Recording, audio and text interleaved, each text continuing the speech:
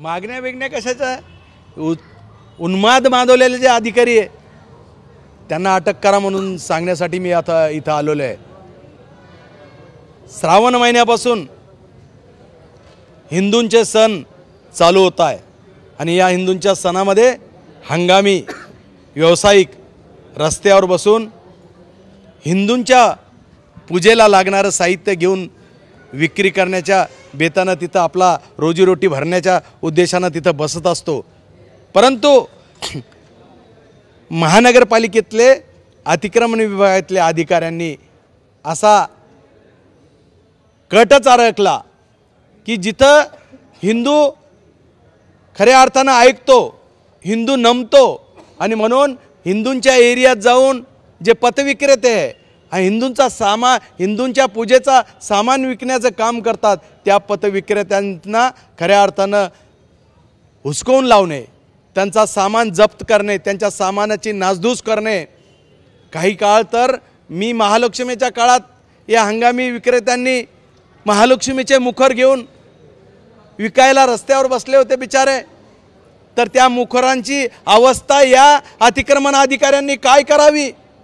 त्यांनी ते मुखर तोडले, काही ड्राममध्ये भरले आणि ज्या पद्धतीने हिंदूच्या पूजाच्या सामानाचं मुखराचं अवस्था वाईट करून हिंदू विक्रेत्याला टार्गेट करून एक तर त्याने पैसे द्यावे यांना, नाही तर मग त्यांचा सामान नेणे, जप्त करणे, सामानाची मोडतोड करणे, त्यावर 2,500-3,000 हजार 5,000 हजार पावती फाडणे, महिलांना ढकलाढुकल करणे, ही मारहाण करणे, या सर्व गोष्टी गुन्हा दाखल करणे आणि कायद्याने खाकी ड्रेस घालून, मिलिटरीचा ड्रेस घालून माझी सैनिक आहे म्हणून मी गुन्हा दाखल करीन, ही भूमिका ठेवून फक्त हिंदू एरिया टार्गेट करण्याचं काम चालू आहे महानगरपालिकेच्या काही अधिकाऱ्यांचं।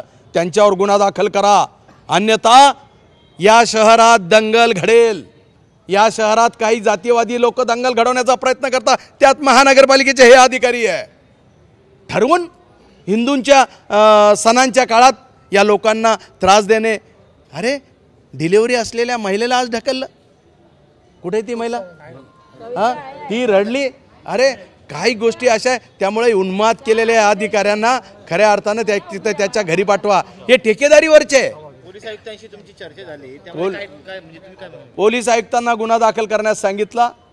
ज्या पद्धतीने यांनी महिलांना ढकलाढकल केली, ज्या पद्धतीने हिंदूंचे एरिया टार्गेट करून हिंदूंच्या सणाच्या काळात हंगामी व्यापाऱ्यांना, हिंदू व्यापाऱ्यांना त्रास देणे, यांना म्हणा जाना कटकट घेतला, शहागंजला जाना, दांडा घेऊन मारते तिथं यांना, हरामखोरांना तिथं पावती द्या ना। आणि त्याच्यामुळे सांगून आलो आयुक्ताला, जर हे थांबवलं नाही तर माझ्या इतकं वाईट नाही आहे। मग मी आत्ता फक्त पोलीस आयुक्तांना सांगायला आलो, जर शहरात सामाजिक अराजकता जर पसरली तर याचं सगळं खापर फुटणार आहे या महानगर पोलिसाच्या आयुक्तावर आणि पोलीस आयुक्तावर। आणि त्याच्यामुळे तो इशारा देण्यासाठी आलो होतो। निवेदन मागण्याने एक गुन्हा दाखल करा आणि इशारा देण्यासाठी आलो होतो। याद राखा, जर पुढे असं तुम्ही हिंदू एरिया टार्गेट करून हिंदूंच्या अल्टिमेटम दिलं त्यांना, उद्या बैठक लावताय 2 दिवसात, येणार नाही आणि पोलीस संरक्षण देतील। आणि ज्या पद्धतीने हे का लोक हिंदूंच्या सणात किराडपुऱ्याला जाऊन माल विकतील, शहागंजमध्ये माल विकतील हिंदूंचा, कोणती पद्धत आहे?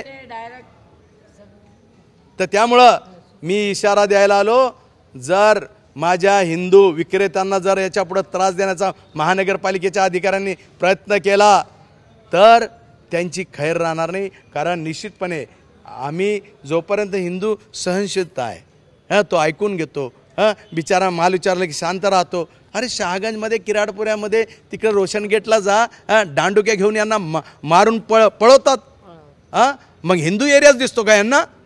त्याच्यामुळे ही चेतावणी देणार झालो। चला धन्यवाद।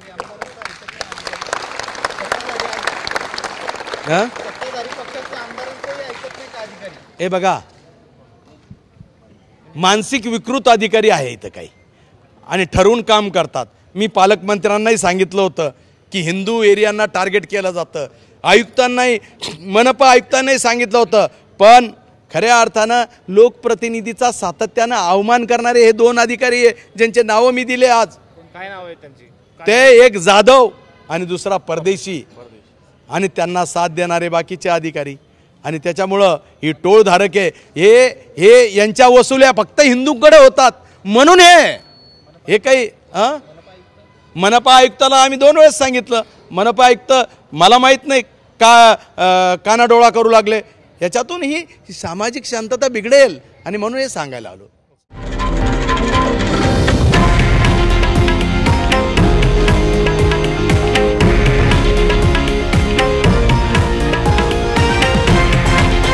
हे आहे देशातील नंबर 1 न्यूज नेटवर्क आणि आपण पाहत आहात TV9 मराठी, एकमेव.